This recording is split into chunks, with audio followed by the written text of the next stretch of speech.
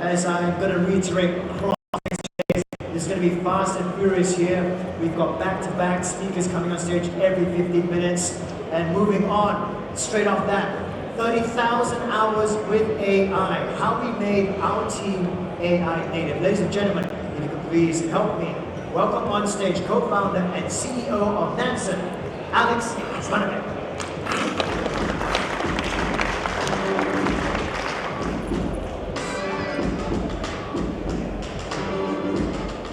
Good morning.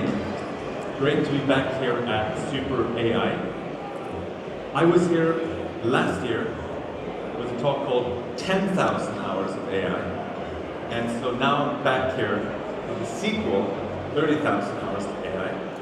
And I aim to make this talk quite practical. I want to talk about how we made our team AI native.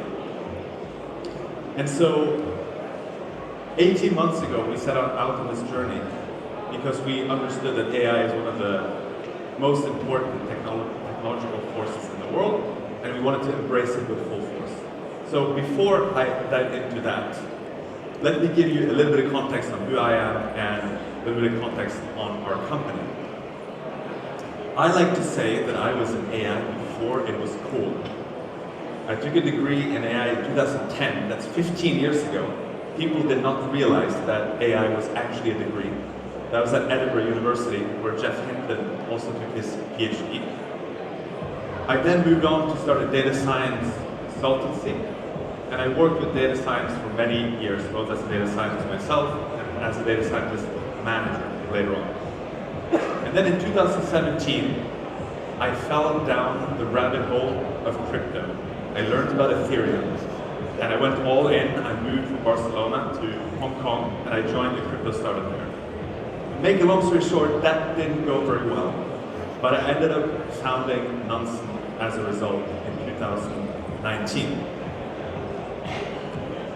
And just so you have a bit of context on the company in terms of the size and who we are, we're a Series B stage company. We are around 80 people.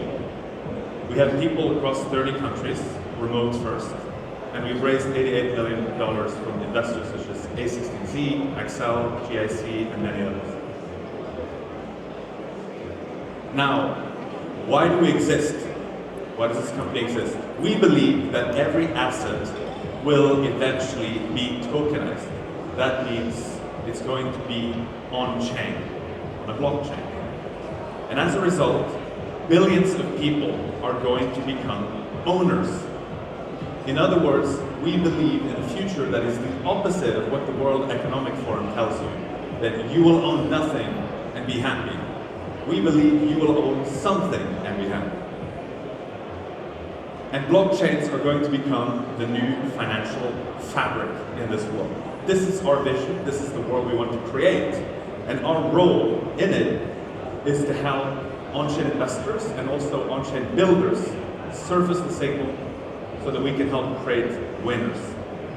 This is basically the master plan of our company. If we can help them do that, they will reinvest into the industry, we will get great products, great infrastructure built, and the future of finance becomes a reality. That is why the company exists, and that's our mission. Now, like I said before, we believe that AI is one of the most important technological paradigm changes, and the other one is on-chain. I don't think I have to convince you that much on AI, and I won't spend the time convincing you on-chain either. But let's start talking a bit more about AI. 18 months ago, we set our AI aspiration to be that we want to make this company an AI trailblazer in two ways, both for product innovation and also for organizational productivity. As a company, that means it's going to be harder for others to keep up with us. And also as individuals in this company, we will be better equipped to thrive in this future. And so if we start with the product side, where we've made quite a lot of advances in the last year, there are three essential pillars for the product strategy and how we think about AI. Number one, we have a deep data moat. So for those of you who don't know our product, essentially what we do is help on-chain investors figure out what's happening on blockchains in real time across any chain that they care about. And an important point here is that you need to understand what the different addresses are. If you just get data from a public node or a blockchain, you won't know what the different addresses are. And with our product, we've labeled addresses. In fact, we've labeled about 500 million addresses with entity information, behavioral information, etc. And essentially, we are the best in the world at doing this. So this is the first part, and we use AI, and I'll show you an example of that afterwards, to do this job. We also want to create fast and fluid interfaces, and I use the photo of Harrison Ford, Blade Runner, because there's a scene where he talks to his TV, and he's panning in, zooming out, maybe you've seen the movie. And we want to create a similar user experience with Nancy. You can talk to the data, and in 1 second, you can answer things that would otherwise take hours of research. And finally, personalization is a big component. We want to make sure that when you explore blockchains, you get personalized alpha, you get personalized information based on your portfolio and your preference. And so let me show you one of these examples in action. Deep research on wallets. If you look up an address, you paste in any address, blockchain address, into our product. You go in, Command K, search bar, paste in the address. You get an overview of the address. But sometimes we might not have that much information about the address, and that's where you can click the new Deep Research button. Literally what this does is it sends out a team of AI agents to investigate what the address is. And after a couple of minutes, you get a report. It might be a little bit hard to read. In this case, I looked up the Donald Trump meme coin deployer. And you get a summary of what this address actually is across lots of different dimensions. We look at what it's doing on chain. We look at mentions on the web. We look at mentions in code repositories on GitHub, and so on and so forth. Mentions on social media. And then the agent team forms a committee and gives a confidence score about what we know about this address, and gives you all of the background and research that they've done over those minutes. And so this is what it looks like in the product, right? You go over, you click the Deep Research button, and you get this full report, a TLDR at the top, an executive summary, and then you get deeper information on lots of different dimensions. It's pretty cool. We launched this in the product last week. We also have a research agent that's powered by our MCP, Model Context Protocol, which means that you can bring Nansen into ChatGPT, into Claude, and so on and so forth. And this is going to launch next month, and I'm extremely excited about it. Now, I said I was here last year talking about how we made our team AI native. So let's shift gears and talk a bit about the organizational aspect, which maybe is more relevant for many of you. Last time I was here, I talked about how we used a weekly survey to measure each individual's time spent with AI. The concept was that becoming AI native is a little bit like learning a new language or going to the gym. If you just show up and do the work, the results are going to come. And we spent 5,000 hours in the first quarter, we spent 6,000 hours in the next quarter, and maybe now you understand why this talk is called 30,000 hours. I would estimate that over the 18 months, we spent far more than 30,000 hours collectively working with AI in different ways. And let me share a little bit about what we have changed since last year. So one thing we have changed is we used to do a survey-based approach. We just asked our employees with a Slack form, how many hours have you spent with AI, which tools have you used, and which use cases did you use it for? So it's very much trust-based, but it works for a company our size. Now we actually look directly at the tool usage. And so this is a chart that shows how much our engineers use Cursor. And as you can see, every month, pretty much, we spend more time using Cursor. Our engineers at this point spend an incredible amount of time with Cursor.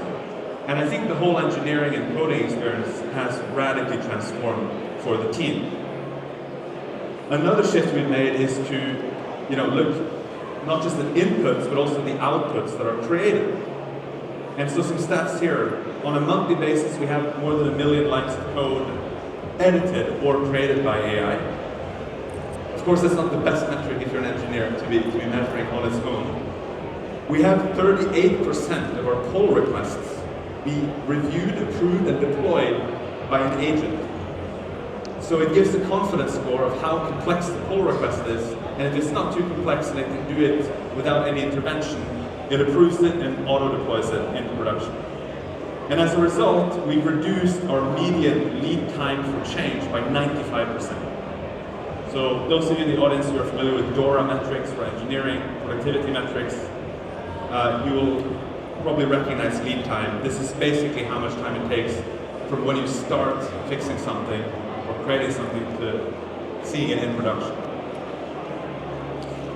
We also have Claude Code living in our Slack.